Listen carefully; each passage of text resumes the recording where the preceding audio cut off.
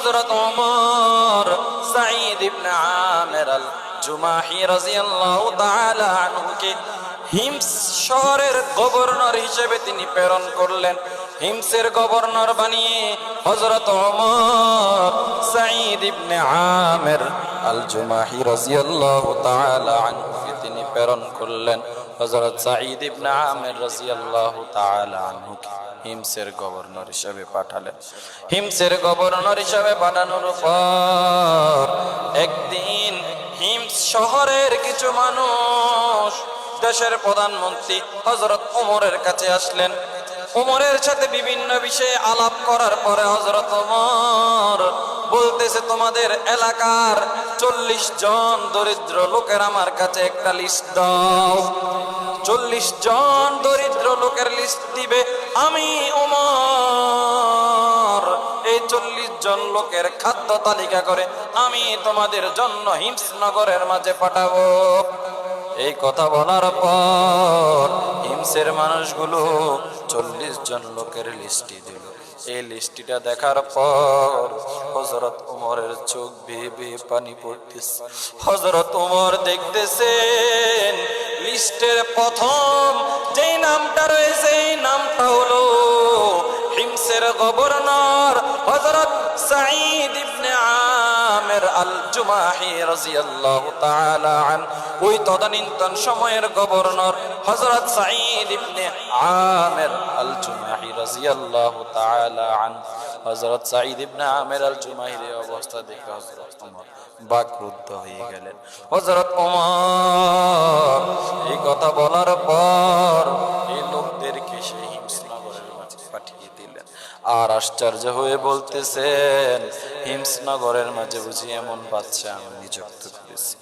এই কথা বলার পরে হযরত ওমর তার এক লোককে সে তার এক প্রজাকে সে এক টুকরা একটা পাত্রের মাঝে সে অনেকগুলো স্বর্ণ মুদ্রা নিয়ে তার ওই যে হিমসের বাদশা আবু আমির আল জুমাহি রাদিয়াল্লাহু তাআলা আনহুর কাছে পাঠালেন।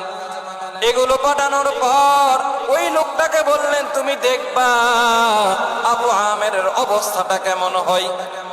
ওই লোকটা আবু আমিরের কাছে এগুলো পুছিয়ে দিলেন, দিয়ে আবার চলে আসলেন হযরত ওমরের কাছে। ওমর জিজ্ঞাসা করলো, ভাই আবু আমিরের অবস্থাটা কেমন হয়েছে, তুমি আমাকে বিবরণ দাও। এই কথা বলার পর ওনার ওই প্রজা বলতেছে, বাদশাহ আমি আবু আমিরের কাছে যখন এই স্বর্ণ মুদ্রাগুলো দিলাম, দিয়ে বলতেছি এগুলো আপনাকে খলিফাতুল মুসলিমিন ওমর আপনার জন্য এগুলো হাদিয়া পাঠিয়েছেন। এই কথা বলার পর আমি দেখলাম আবু আমির জুমাহি একটা চিৎকার দিয়ে বলতেছে, ইন্না লিল্লাহ, আয় আফসোস, আমার সর্বনাশ হয়ে গেল। দেখলাম তার বিবিটা ছুটে আসলো, আবু আমিরকে জিজ্ঞাসা করলো, স্বামী আমার সমস্যাটা কি তো বুঝলাম না, আপনি কেন চিৎকার দিয়ে উঠলেন? স্বামী ডাক দিয়ে বলতে, স্ত্রী আমার তো সব শেষ হয়ে গেল। স্ত্রী ডাক দিয়ে বলতেছে, খলিফাতুল মুসলিমিন ওমর কি কাউকে ওমর কি মারা গেল নাকি? বলতেছে না, এর থেকে আরো বড় মারাত্মক। বলতেছে তাহলে কি হয়েছে? নাকি যুদ্ধের ময়দানে সাহাবায়ে কেরামের জামাতকে হত্যা করে ফেলা হয়েছে, তারা কি শহীদ হয়ে গিয়েছে নাকি? আবু আমির বলেন, না আরো মারাত্মক। বলতেছে, স্বামী আমার তাহলে কি হয়েছে আপনি আমাকে একটু খুলে বলুন না। এই কথা বলার পরে আবু আমির বলতেছে, স্ত্রী তুমি আগে বলো আমাকে তুমি সহযোগিতা করবা কিনা। বাদশা ওই স্ত্রী ডাক দিয়ে বলতেছে, হ্যাঁ হ্যাঁ আমি আপনাকে সহযোগিতা করব। ডাক দিয়ে বলতে, স্ত্রী খলিফাতুল মুসলিমিন ওমরের কাছ থেকে আমাকে কিছু হাদিয়া পাঠিয়েছেন, স্বর্ণ মুদ্রা পাঠিয়েছেন, বলো আমি এগুলো কি করব। বলতেছে, স্বামী তাহলে আপনার মনে কি চাই? বলে, আমার মনে চাই তুমি হিমসের ফুকারাদেরকে তুমি এই স্বর্ণ মুদ্রাগুলো বিলিয়ে দিয়ে আসবা, রাতে রাতে এগুলো বিলিয়ে দিয়ে আসবা। ও মুসলমান, দেখুন কেমন স্ত্রী ওনার এই হিমসের মানুষের মাঝে ওনার এই সম্পদগুলো উনি ভাগ বটোয়ারা করে দিয়ে চলে আসলেন। এই কথাগুলো হযরত ওমরের কাছে ওনার এই প্রজাটা বললেন। এই কথা বলার পর খলিফাতুল মুসলিমিন ওমর ওই হিমসের বাদশা সাঈদ ইবনে আমির আল জুমাহি রাদিয়াল্লাহু আনহুকে দেখার জন্য ছুটে গেলেন। যাওয়ার পরে বাদশার কথা শুনে অনেক মানুষ জড়ো হয়ে গেল। আবু আমেরও আসলেন বাদশার কথা শুনে। হিমসের নগরের মানুষদেরকে বলতেছে, হিমসের লোক, এই আমি যে তোমাদের এলাকায় যে বাদশা যে গভর্নরে নিযুক্ত করেছি তার ব্যাপারে তোমাদের কোনো অভিযোগ আছে কিনা? হঠাৎ এক ব্যক্তি দাঁড়িয়ে বলতেছে, বাদশাহ, ওনার ব্যাপারে আমাদের একটা অভিযোগ আছে। বলে, কি অভিযোগ? বলে, 1 নাম্বার অভিযোগ, আমাদের যে বাদশাহ সে প্রতিদিন যখন রাজ দরবার আসে সে মাঝে মধ্যে সে দেরি করে আসে। এটার উত্তর কি আপনি তাকে বলেন?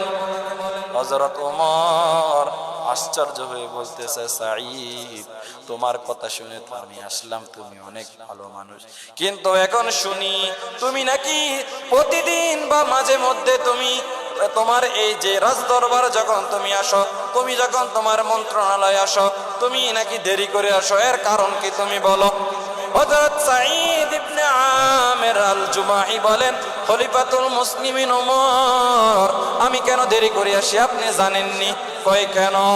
কয় রাজ দরবার থেকে আমার জন্য একটা গোলাম আমার সেবা করার জন্য নিযুক্ত করেছেন, কিন্তু আমি ওই গোলামকে আমার কাছে ব্যবহার করি না। আমি নিজের হাতে নিজে সকালবেলা রুটি বানাই। এই রুটি বানিয়ে যখন আমি নিজের হাতে নিজে খাই, এই রুটি বানাতে আমার মাঝে মধ্যে বিলম্ব হয়ে যায়, এই জন্য প্রতিদিন আমার আসতে দেরি হয়। হিমসের মানুষগুলো একবারে ঠান্ডা হয়ে গেল আবু আমেরের এই প্রশ্নের জবাব শুনে। খলিফাতুল মুসলিমিন ওমর বলে, আর কোন অভিযোগ আপনাদের আছে কিনা বলেন। তারা বলতেছে, হ্যাঁ, আমাদের আরেকটা অভিযোগ আছে। বলে, অভিযোগটা কি? বলে, অভিযোগটা হলো আপনার যে গভর্নর আবু আমের, তিনি আমাদেরকে দিনের বেলায় সময় দেয়, রাতের বেলা তিনি আমাদেরকে কখনো সময় দেন না। এর কারণ কি আপনি জিজ্ঞাসা করেন। খলিফাতুল মুসলিমিন ওমর আবু আমেরকে বলতেছে, আবু আমের, এর জবাবটা কি তুমি তাড়াতাড়ি বলো। আবু আমের ডাক দিয়ে কয়, ওমর, এর কারণ কি জানেন? কয় কি? বলে, আমি আমার হায়াতকে 2 ভাগ করেছি। এই 2 ভাগ, 1 ভাগ আমি আমার জনগণদেরকে দেই, আর 1 ভাগ আমি আমার মালিককে দেই। 1 ভাগ দিনের বেলা আমি আমার জনগণদের দেই, আর 1 ভাগ রাতের বেলায় আমি আমার মালিক আল্লাহকে দেই। এই জন্য আল্লাহর ইবাদত যখন আমি করি, দুনিয়ার কোনো মানুষের কথা আমি শুনি। এই কথা বলার পর হিমসের মানুষগুলো আরো ঠান্ডা হয়ে গেলেন। এরপরে বলতেছে, তোমাদের আর কোনো অভিযোগ আছে কিনা বলো। বলে, হ্যাঁ, আমাদের আরেকটা অভিযোগ আছে। বলে, কি? বলে, প্রতি সপ্তাহ আপনার এই আপনার এই আবু আমের প্রতি সপ্তাহে সে 1 দিন আসে না কেন, এটার উত্তর চাই। বলে, তুমি কেন আসো না? আবু আমের জবাব দাও। আবু আমের ডাক দিয়া কয়, খলিফাতুল মুসলিমিন ওমর, আমি সপ্তাহে 1 দিন কেন আসি না জানেন? বলে, কেন? বলে, বাদশাহ, আমার একটা মাত্র কাপড়, এই কাপড়টা যখন দীর্ঘ 1 সপ্তাহ পরার কারণে এই কাপড় যখন দুর্গন্ধ হয়ে যাওয়ার পরনে এই দুর্গন্ধ হয়ে যাওয়ার কারণে এই জামাটা আমি খুলে ধুয়ে আসি। এই ধোয়ার কারণে শুকাতে শুকাতে এই জামাটা একটু বিলম্ব হয়ে যায় শুকাতে। এই জন্য আমি প্রতিদিন সপ্তাহ 1 দিন আমি এই রাজ দরবারের মাঝে আসতে পারি না, কারণ আমার একটা জামা। এই কথা বলার পর ওমর রাদিয়াল্লাহু তাআলা আনহু চোখ বেয়ে পানি পড়তেছে। ওমর মানুষকে ডাক দিয়া কয়, ও হিমসের মানুষ, তোমাদের আর কারো কোনো অভিযোগ আছে কিনা বলো। হিমসের লোকেরা বলে, কয়, আমরা দেখি হযরত আবু আমির আল জুমাহি রাদিয়াল্লাহু তাআলা আন, তিনি হঠাৎ তিনার অফিসের মাঝে তিনি যখন বসা থাকেন, হঠাৎ দেখি তিনি কি যেন আফসোস করতে করতে করতে করতে মৃগী রুগীদের মতো তিনি কেমন জানি বেহুশ হয়ে পড়ে যায়। বুঝলাম না এটার কারণটা কি। হযরত ওমর ডাক দিয়ে কয়, আবু আমের, এর জবাবটা কি তুমি তাড়াতাড়ি বলো। আবু আমের ডাক দিয়ে কয়, ওমর, এর জবাবটা কি আপনি জানেননি? কয় কি? কয়ের জবাব হলো, যখন আমি আমার অফিসের মাঝে আমি একা একা আল্লাহর মুরাকাবার মাঝে বসে যাই, হঠাৎ যখন জাহান্নামের খবর শুনি, আমার শরীরটা স্থির থাকে না। ওই সময় আমার শরীরটা কম্পন উঠে যায়, একমাত্র মাওলার আযাবের ভয়, আল্লাহর আযাবের ভয়ের কারণে মাঝে মধ্যে বেহুশ হয়ে পড়ে যায়।